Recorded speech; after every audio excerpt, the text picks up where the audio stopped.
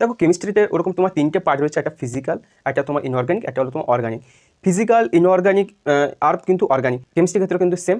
11-এ কিন্তু দুটো part 1 part 2 রয়েছে, ক্লাস 12-এ কিন্তু দুটো বই, এখানে পার্ট 1 পার্ট 2, টোটাল 4টে বই, ফিজিক্যাল, ইনঅর্গানিক আর অর্গানিক।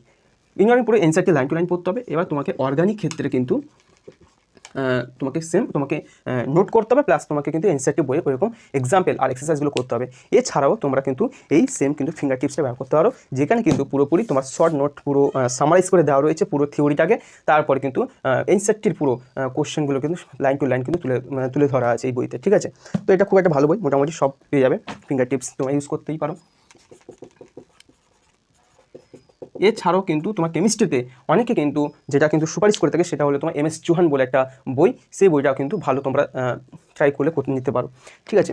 এরপর আরেকটা বই তোমাদেরকে দেখাবো, যেটা কিন্তু প্রদীপ পাবলিকেশনে, যেটা কিন্তু অনলি আমি বলবো অর্গানিক কেমিস্ট্রির জন্য বেস্ট। কারণ এখানে যে অর্গানিক কেমিস্ট্রি যে সমস্ত রিয়াকশান, যা তার যে মেকানিজমগুলো খুব সুন্দর করে এক্সপ্লেনেশন করা রয়েছে, প্রত্যেকটা পুরো স্টেপ বাই স্টেপ কিন্তু খুব সুন্দর করে এক্সপ্লেনেশন করা হয়েছে। এই বইটা কিন্তু অর্গানিক কেমিস্ট্রির জন্য খুব একটা ভালো বই, যাদের অর্গানিক কেমিস্ট্রি যারা দুর্বল তারা কিন্তু এই বইটা কিন্তু ফলো করতে পারো, প্রদীপ পাবলিকেশনে কিন্তু বইটা, ঠিক আছে।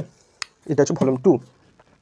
এই হলো ব্যাপার, মোটামুটি সব রকম বই আমি দেখিয়ে দিচ্ছি। এবং তোমরা এই সমস্ত বইয়ের মধ্যে যে কোনো একটা বইকে তোমরা চুজ করবে, সেই বইটাকে মাল্টিপল রিভিশন, যত তোমরা মাল্টিপল রিভিশন করবে, যত মক টেস্টে দেবে, তোমাদের ইমপ্রুভমেন্ট কিন্তু তত বেশি হবে।